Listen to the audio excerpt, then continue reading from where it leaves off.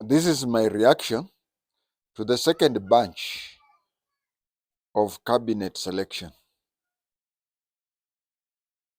When the president talked about it, he said that he's yet to complete.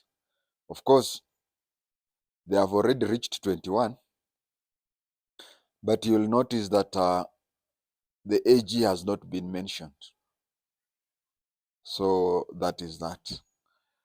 I wanted to say this, that you may have noticed that the ODM has taken 4 positions: 2 former governors and 2 leading lights in ODM.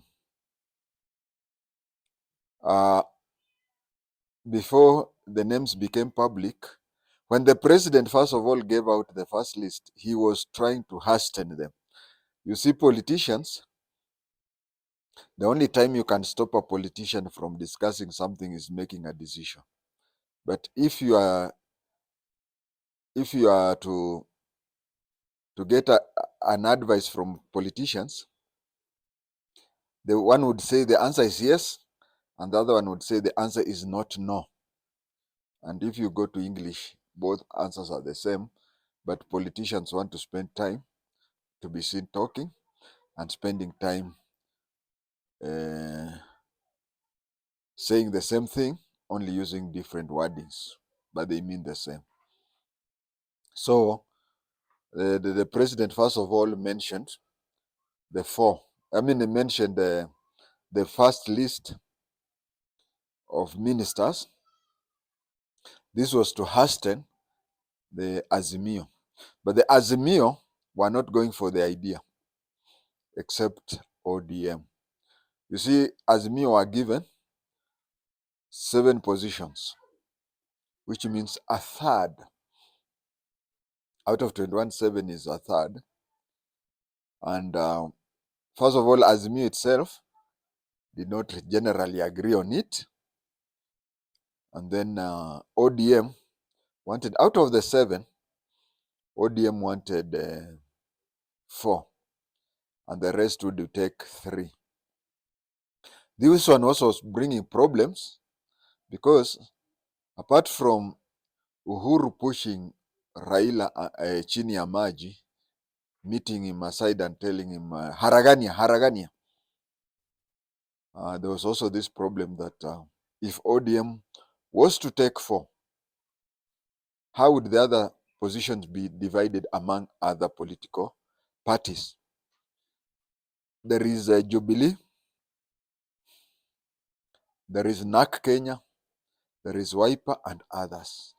So even though Azimio was tough, it was also having a problem because how do other parties apart from ODM collect a share among the 3 ministries?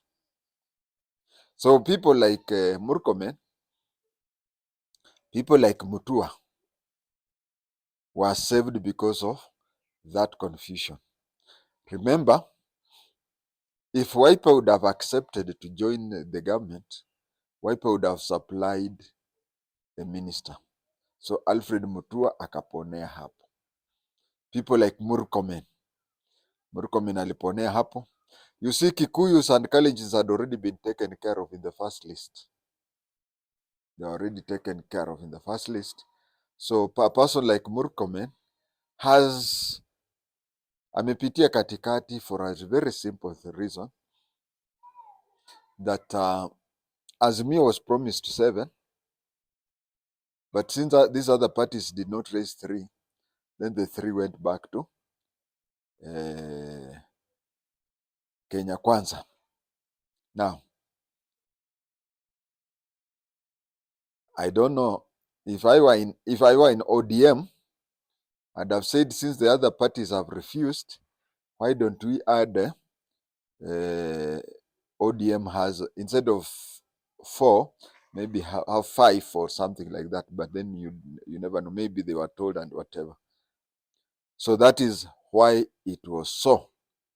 So if you see Murkomen coming back, it's that you see, if Azimio would have agreed and come up with a solution, then Murkomen and Kina Alfred Mutua would not have made it back.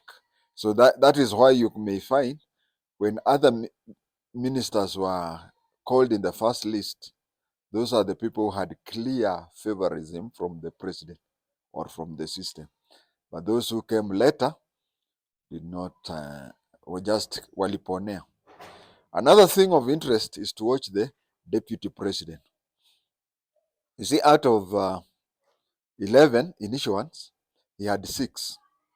And he even went around kujipiga kifua, trying to talk about it, justifying that. And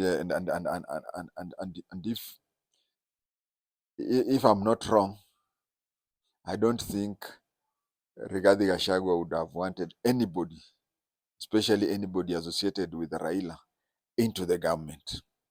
So he was placed in a very funny way, where first of all, akaonekana kama ana so many ministers. Is it 6 out of 11? And then later when the other team came in, he had already blown his cover, such that he cannot even turn back and do whatever. Consequently, I'm seeing ODM dying. If it doesn't die, I'm seeing it divided into 2 or 3. Why am I seeing ODM dead? First of all, Raila is going. Raila is what? Raila is the party leader. He had 2 deputy party leaders. He had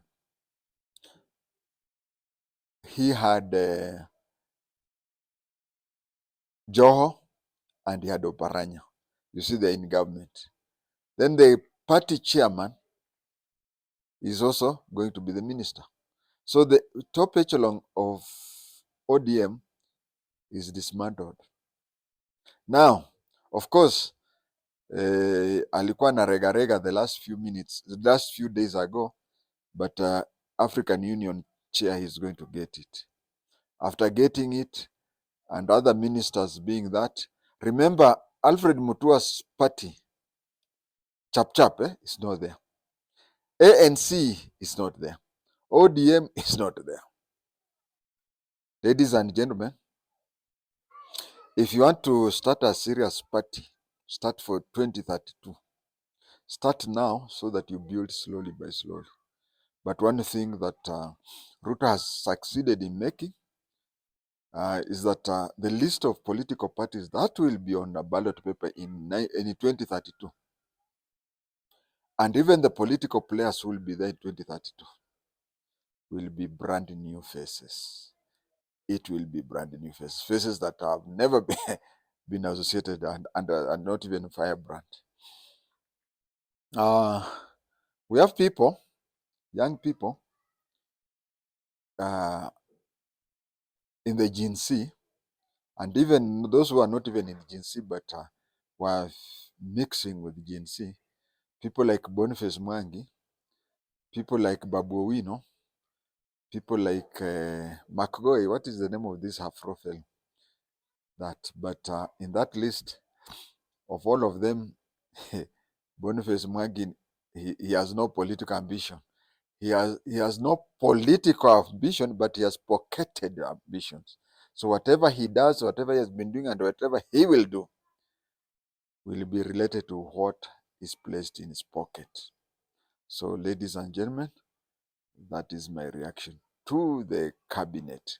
And I also wanted to say that changing positions in football, if you are a striker and you're placed in defense and vice versa, you don't play it well. Of course, it is not hidden, written, whatever. Every time we have such a thing, Raila ends up smiling all the way to the bank. Raila ends up being very close to the system that is. But you see, time will not wait for him, because in 2032, he'll be too old to even be close to the president. But that is what has happened. Now this is his last lap. Of course, he's going to end it with the Addis Ababa job. But they have changed position. They have changed position with watermelon. You see, watermelon has always been referred to chameleon or anything. Now, chameleon is trying to be aggressive, and you see, if he would have played ball of the three positions, definitely he would have been told to appoint one person to do that. But then he's trying to play a very harsh person who is not. I mean, he's trying to put on the uniform of Raila, and you cannot be a Raila unless you are Raila. So, viewers, that is that for today. Thank you.